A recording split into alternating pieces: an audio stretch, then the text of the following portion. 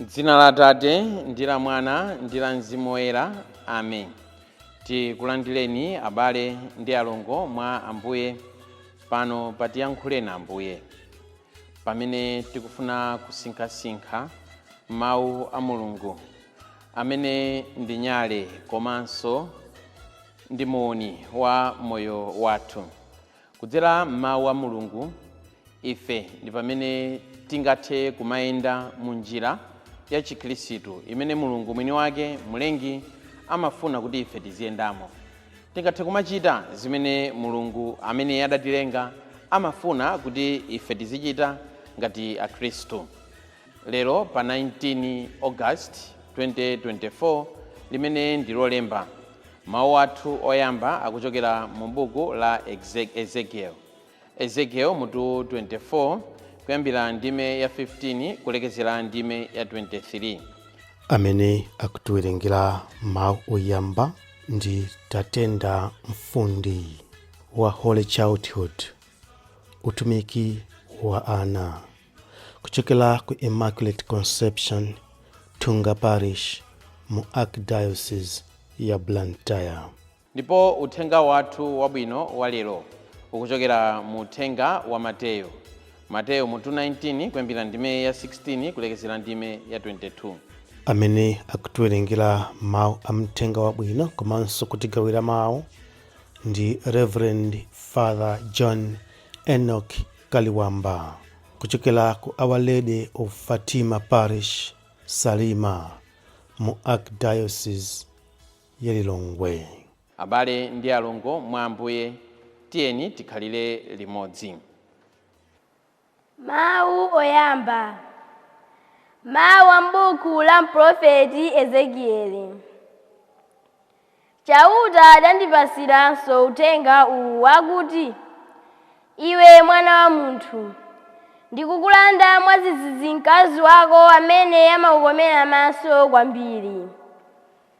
Koma usadandaule, usalire kapena kukhetsa misozi, uzume. Koma mchikatikati usabume maliro. Nduwira yako uvale ndithu, sapatonso uvale. Usaphimbe kumaso kapena kudya chakudya chaolira. Choncho ndidalankhula ndi anthu mmawa, madzulo mkazi wanga nkumwalira. Mmawa mwake ndidachita monga momwe adandilamulira. Anthu adandifunsa kuti, bwanji osatifotokozera tanthauzo lake la zimene ukuchitazi?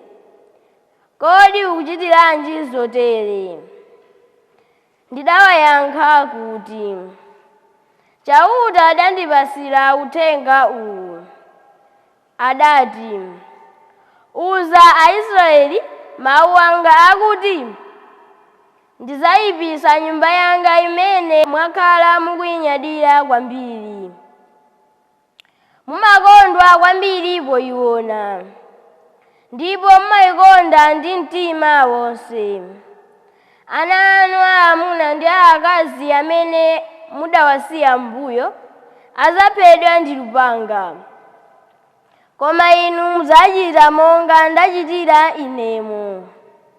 Simudzaphimba kumaso, kapena kudya chakudya cha anthu olira.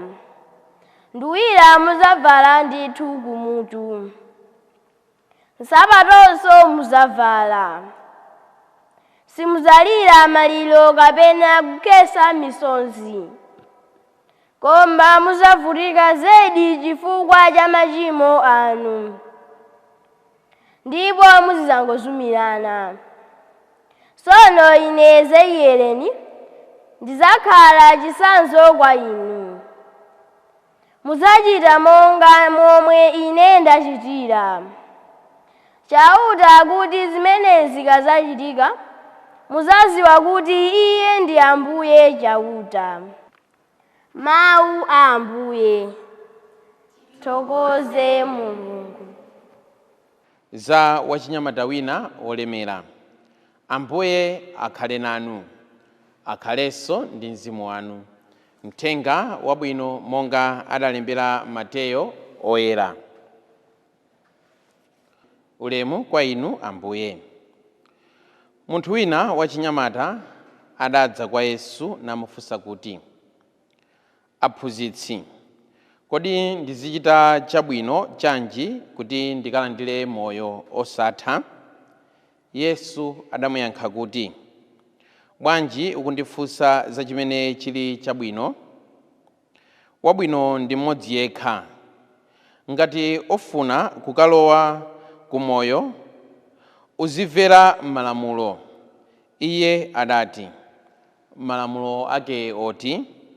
Yesu adamuyankha kuti, usaphe, usachite chigololo, usabe, usachite umboni wonama, lemekeza atate ako ndi amayi ako, ndiponso konda mnzako monga momwe umadzikondera iwe wemwe. Munthu uja adati, malamulo onsewa ndakhala ndikuwatsata, nanga chanditsaliranso nchiyani? Yesu adamuwuza kuti, ngati ufuna kukhala wabwino kotheratu, pita kagulitse zonse zimene uli nazo, ndalama zake ukapatse anthu osauka, ndipo chuma udzachipeza kumwamba. Koma pamene munthu uja adamva mawu amenewa, adangochokapo ali wovutika mu mtima, chifukwa anali wolemera kwambiri. Mthenga wa Ambuye. Ulemu kwa inu Ambuye Yesu Khristu. Uthenga wathu wabwino walero ndi uthenga umene uli watanthauzo kwambiri, umene uli ndi maphunziro akuya. Poyambirira, ngakhale kwa ife atsogoleri a mpingo, maepiskopi, ansembe, masistere, abradhala. Komanso uthenga wabwino walero ndi watanthauzo lakuyaso, ngakhalenso kwa akhristu eni ake, makamakaso kwa achinyamata. Tikumva kunena kuti akuti mnyamata wina wachuma adawapeza Ambuye nkuwafunsa kuti, Ambuye, Aphunzitsi, kodi ndichite chabwino chanji kuti ndikalandire moyo osatha? Ndipo tikumva kunena kuti Ambuye Yesu akumuwuza kuti, bwanji ukundifunsa chimene chili chabwino? Wabwino ndi mmodzi yekha. Koma ngakhale akumuyankha choncho, tikuona kuna kuti kumapeto kwake, moyenda naye limodzi, momumasukira, mokhala naye pamodzi, momunikira, akumuthandiza wachinyamata ameneyo wachuma zoyenera kuchita. Achinyamata mu mpingo wathu wa Katolika, pa age imene alili ndi age imene amakhala ndi mafunso osiyanasiyana, mafunso okhudza chiphunzitso cha mpingo. Kuti kodi nchifukwa chani timanena kuti amayi Mariya sadaberekenso mwana wina kupatula kwa Ambuye Yesu? Kodi nchifukwa chani timakamba zonena kuti Ambuye Yesu ndi mulungunso chonsecho anachita kubadwa? Achinyamata ali pa age imene iwowa amakhala ndi mafunso ochuluka. Komatu mafunso awo angathe kuyankhidwa ngati achinyamatawo poyambirira ali pafupi ndi mpingo. Wachinyamata uyu mafunso ake akuyankhidwa, koma sakuyankhidwa ali kumadansi ayi, koma sakuyankhidwa ali kodumpha masipika ayi. Akuyankhidwa atayandikana ndi Mulungu, akuyankhidwa ali pafupi ndi Mulungu. Leronso achinyamata tili ndi mafunso inde, koma kodi tikakhala ndi mafunso a mpingo timauyandikira mpingowo? Kodi tikakhala ndi mafunso okhudza usembe timayandikira ansembewo? Kodi tikakhala ndi mafunso okhudza aepiskopi mwachitsanzo, mpingo nkutipatsa mwayi kuti ticheze ndi maepiskopi, maepiskopi atiphunzitse kapena mwina atiyandikira abwera kwathu, timabwera pafupi? Mwinatu kumene inu mmakapezeka ngati achinyamata sikumene kungathe kupereka mayankho a zinthu zimene inu muli nazo. Titengerepo chitsanzo cha mnyamata uyu wachuma amene anali ndi mafunso, ndipo mafunso ake kuti ayankhidwe anawayandikira Ambuye. Nanunso mukatokhala muli ndi mafunso, kodi mmakapezeka kuti? kodi kumenene nimakapezeka ngati wachinyamata kungathe kuthandiza kuti kuyankhe mafunso anga okhudza chikhulupiriro? Kodi kungathe kuthandiza kuti kuyankhe mafunso anga okhudza mwachitsanzo mpingo? Atsogoleri miphakati amadandaula kunena kuti miphakati mwathu masiku ano mungodzaza anthu amene ali akuluakulu okhaokha, kuti upite kumphakati sukapezako wachinyamata iyayi. Koma nthawi imwe kumene kuti iyayi mpingo wathu sutithandiza, sutiyankha ena mwa mafunso amene ife timakhala nawo. Mukadzafuna kuti mpingo uyankhe mafunso amene inu muli nawo, tawuyandikireni mpingo ngati wachinyamata, ndipo mudzapeza mayankho kumeneko. Achinyamata amakumana mapalishi, tiyeni tikhale nawoni. Pamene ife takhala pafupi ndi Mulungu, ndi pamene Mulungu angathe kutithandiza kuti tikule mu chikhulupiriro.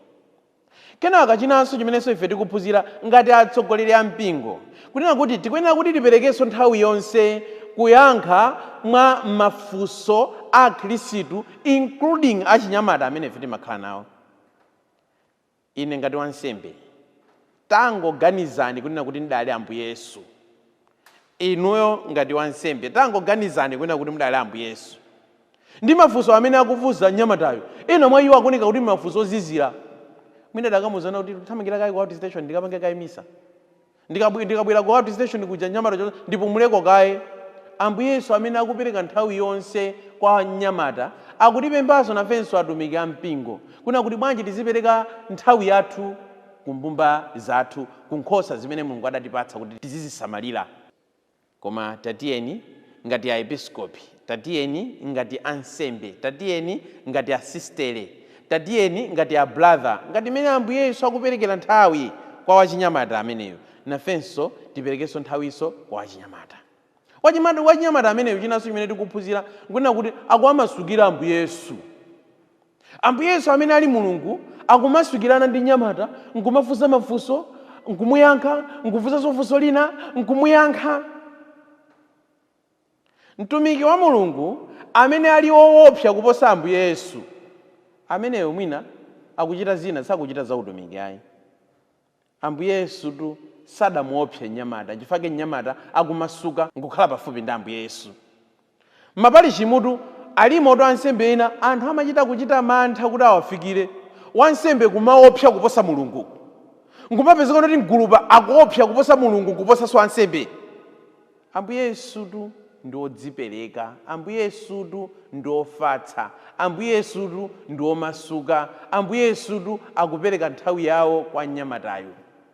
Anthu akadzamba kukuopani kuposa Mulungu papalishi, mudzadziwa kunena kuti sindinu m'busa wabwino, ndidzadziwa kunena kuti sindine m'busa wabwino.